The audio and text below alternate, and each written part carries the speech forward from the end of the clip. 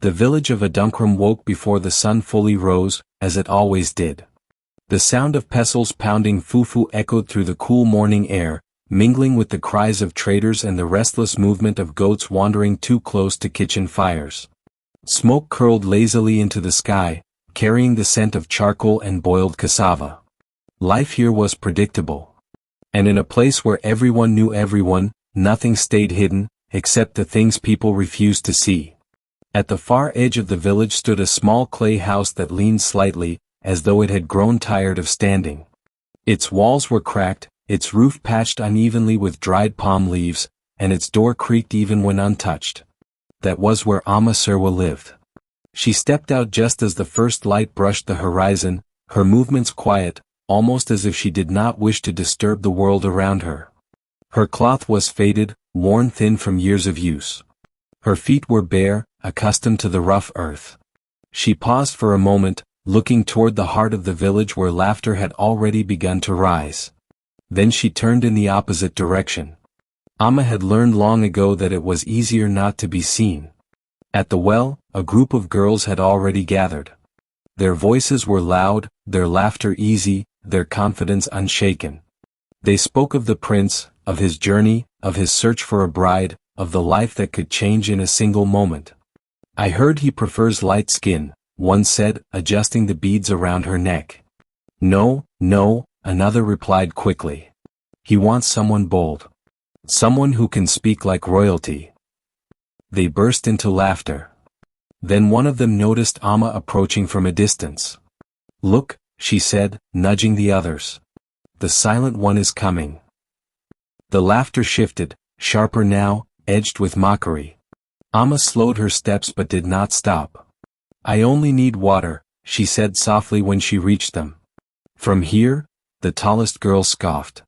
"This well is not for you." Amma lowered her eyes. "Please. Just a little." "Go to the river," another snapped. "That's where you belong." The others nodded, their agreement immediate and unquestioning. Amma stood still for a moment, her fingers tightening slightly around the clay pot she carried. Then, without another word, she turned and walked away. No one called her back. The path to the river was long and winding, cutting through tall grasses and old trees whose roots twisted above the ground like ancient bones. The further she walked, the quieter the world became, until the only sounds left were her footsteps and the whisper of leaves brushing against one another. When she reached the river, she exhaled softly. Here, she could breathe. The water stretched before her, calm and still, reflecting the sky in soft ripples of light. Amma knelt at the edge, placing her pot carefully beside her. For a moment, she simply watched. Then she leaned forward to scoop water. And stopped. The surface of the river had gone completely still. No ripples. No movement. It was as though time itself had paused. Amma frowned slightly, her reflection staring back at her. But something was wrong. The girl in the water did not look the same. Her posture was different, stronger, more certain. The cloth she wore was no longer faded but rich and vibrant, flowing around her like something alive. Gold shimmered at her wrists. A crown rested on her head. Amma's breath caught. She blinked. The image did not change. "Who are you?" she whispered. The reflection's lips curved into a faint, knowing smile. Amma jerked back, her heart racing. The water broke into ripples, the image shattering instantly. She stared at the surface, now ordinary again, her chest rising and falling quickly. For a long moment, she said nothing. Then, slowly, she reached for her pot and filled it with water, her hands trembling slightly. She did not look down again. Far from the river, beyond forests and hills, the palace of Ahenfi stood in quiet grandeur. Its walls gleamed in the sunlight, its courtyards alive with movement. Servants hurried along stone pathways, guards stood at attention, and the steady beat of drums carried across the air. Inside, Prince Kofi Aguiman stood by a tall window, his gaze fixed on the distant horizon. "You cannot keep delaying this," the Queen Mother said as she entered. Her presence filled the room before she even spoke again. "The kingdom is watching. They are waiting." Kofi did not turn immediately. Let them wait. Her expression hardened. A king does not build his future on hesitation. He turned then, his face calm but firm. And he does not build it on pretense either. You speak as though this is a choice of the heart, she replied sharply. It is.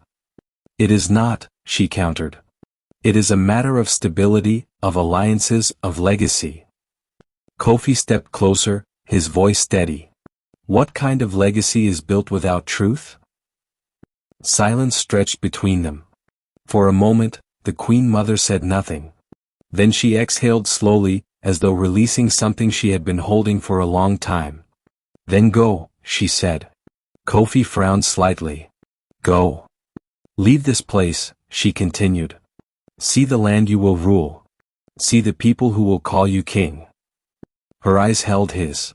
And find the woman who does not bow to your title, but stands beside you because she is meant to. The decision, once made, spread quickly. Within days, the entire kingdom knew. The prince would travel among the people. He would choose his bride not from royal houses, but from the villages themselves. Excitement ignited like fire. In every corner of the land, preparations began. Girls dressed in their finest clothes, practicing their smiles, their voices, their poise. Families dreamed of what could be. In Adunkrum, the energy was no different. The villagers gathered beneath the great tree at the center of the village, voices rising as names were called. Each chosen girl stepped forward proudly, greeted by cheers and approving nods. Amma stood at the edge of the crowd, her presence unnoticed. Until it wasn't. What about her? An elder asked, his voice cutting through the noise. Heads turned. Eyes fell on Amma. For a moment, there was silence. Then laughter broke out. Her? Someone repeated incredulously. She will disgrace us, another said. She doesn't even know how to speak properly. The chief raised his hand, silencing the crowd. No, he said firmly. She cannot represent this village. Amma felt the words settle heavily inside her. Not sharp. Not sudden. Just, final. She lowered her gaze and stepped back, disappearing once again into the edges of the crowd. No one stopped her. No one reconsidered. That night, the village buzzed with anticipation. But at the edge of it, where the noise faded into stillness, Amma sat outside her small house, staring up at the sky. The stars were bright. The air was restless. The wind moved through the trees with unusual force, their leaves whispering in a way that almost sounded like voices. Amma pulled her cloth tighter around herself. She could not shake the feeling that something had shifted. That something was waiting. Then she heard it. Amma. Her body stiffened. She looked around quickly. No one was there. Amma Serwa. The voice was soft, distant, yet impossibly clear. Who's there? She asked, her voice barely above a whisper.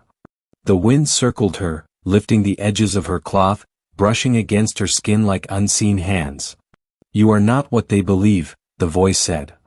Amma's heart pounded. Then what am I? She asked. For a moment, there was only the sound of the wind. Then, you are what they refuse to see. Silence followed. Deep and heavy. Amma sat there long after the wind had calmed, her thoughts racing, her chest tight with something she could not name. Far away, the prince prepared to leave the palace. In the village, girls dreamed of crowns and silk and gold. And at the edge of everything, a girl no one wanted sat beneath the stars. Unaware that the world had already begun to change for her.